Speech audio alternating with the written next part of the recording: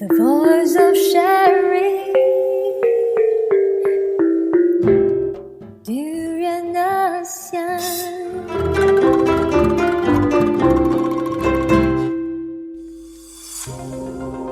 The Durian Heat, bringing big ideas and critical opinions in Southeast Asia. Welcome back to the Durian Heat. I'm Grace Cho and I'm with my co-host Alin Tan as well as Brian Fu, who is the CEO of Gigfairy. I'm quite curious, what is the weirdest request you ever gotten from your clients? We once had this request for a Chinese guy playing guitar. Chinese guy playing guitar, okay? Yeah, to come and sing rap music.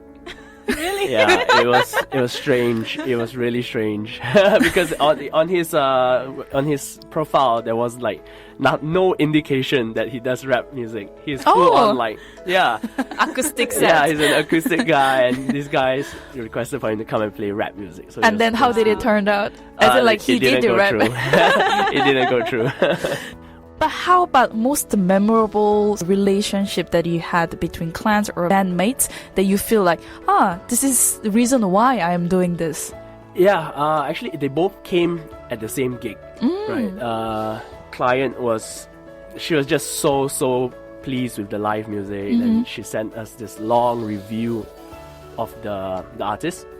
Oh, she actually wrote down the review. Yeah, and that has prompted us to build in a more back and forth relationship with our hosts. We make sure now we speak to every host about their experience, which was prompted because of her. She was so grateful, and it made us feel like, okay, we're doing something good here. Yeah, that's true. So do you have a segment where you actually get people to rate the artist or to review the artist? On the new website, yes, and that will play a big role. Yeah, I think so.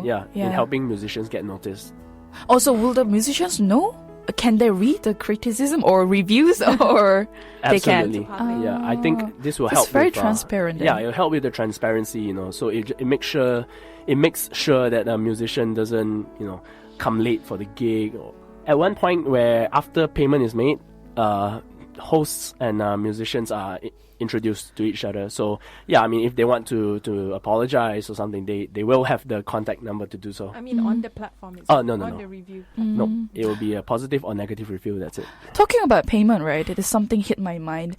There's no delay in payment. And that's what bands are looking for as well. Because when you deal with a certain agency or other organizations, it always comes with the problem when it comes to payment. And then they have to wait a couple of months or even longer. I think in that sense, Gigfairy is also helping us financially and plan out our all financial management there. So right now, our payment terms are 100% upfront. I see. Yeah, we don't take 50-50 because anything can happen 50-50. We don't want a musician to lock in their dates and then have it have to cancel it later. So we take 100%, and we give a time frame of a month. If you cancel the gig within a month, your fee is forfeited to the musicians as if the gig went through. But if the musician pulls out, we give you a 100% refund as well. So we are protecting both the musicians and the hosts. You don't want to pay a musician 50% and then they don't show up and then it's gone. Yeah. Right. And it also comes with the understanding, mutual understanding between the bands as well as the client. Make sure we release payment 24 to 48 hours after the gig. Once we get a review from the hosts and make sure everything went well, then we release the payment.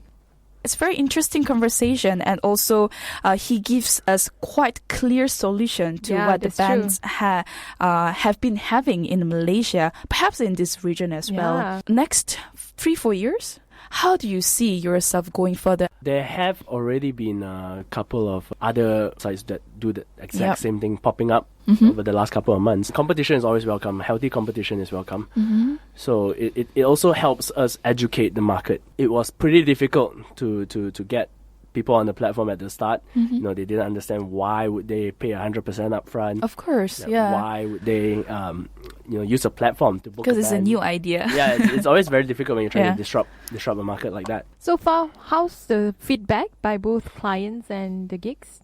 Very good actually. Very good. Everybody is happy. Safe to say. like a tooth fairy. This is Gigfairy. Yeah, the name, everyone's I pretty really happy. love the name Gigfairy. Yeah, healthy competition is always good and better to move forward together. Yep. Having these booking bands, because we have a traditional booking agency still, and having these new platforms coming up.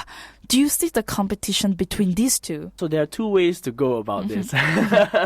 You can either work with us or end up really disliking us. I mean, we try to do our best to work with agencies, but because we are a business as well, that means we have to take a cut. Of course. Right. And agencies don't like that. But, we try to explain to them that the gig we are providing them literally came out of nowhere for them. So, it doesn't hurt them so much to take a smaller cut. It wasn't their marketing dollars that got it, it wasn't their efforts that got it. We brought the gig to them. How does music agency work? I mean, traditionally. Traditionally, an agency would have about 3 or 4 musicians. I don't know. I'm not sure about the larger ones, but traditionally, that's how many. They have about 3 or 4, and they will go out there and sell these guys. They will go out there and meet the marketing team that's handling, say, a corporation's annual dinner, and sell their artists, their talent, and then take a cut from there. So they are basically the marketing manager of the bands. Yep. But with you there, the bands can directly talk to the clients if the clients are interested in them. Yep, that's right. See. That's very interesting. No wonder they are scared of you guys. Scared? Are they scared of I don't think Gigfairy? they're scared. I don't think they're scared. I mean, we really, really try to work with them, and it's starting to we're starting to see light at the end of the tunnel, because it's become very interesting that now, in the last 6 months, big artists who came from the States and are touring Asia have gotten on our platform, gotten in touch with us and said, hey, build us a profile and let's see if we can get a gig for them over here. And these are nice. Yeah, like huge ticket artists, right? Like Omarion. Oh, wow. Yeah, Omarion was on Gig. You could book Omarion on Gigfairy for a brief time. In Malaysia? Yeah, that's because cool. he was touring Asia. So we built him a profile. His agency got in touch, and it sets a very interesting direction for us as well. It opens up possibilities that we could be, the West's trusted partner here. So far, how diverse the musicians are in your, the profiles that you have created for them? I mean, obviously, some of them come from Southeast Asian countries and Right. Malaysia, but other than that? Currently, it's pretty diverse. We have a lot of you got your jazz bands, your heavy metal bands, to your rap music guys. We have a little bit of everything for everyone. So I see that Gigfairy has so much potential in terms of expanding, of course, but it also helps a lot when it comes to bands in many ways, to be honest, and as well as to meet up the client's expectation. So, Brian, how do we find you other than your website? At the moment, it's just the website. Just the website. Yeah, we That's so try to- exclusive. Is an introvert? Gigfairy.com, that's right. And for those who have bands and you want to give it a try with Gigfairy, I'm sure they're always welcome you. Absolutely. So that's it for our interviews at the Durian Heat with Grace. And this is Arlene. And of course with Brian? Brian. You're now listening to Durian ASEAN, the voice of discovery and sharing.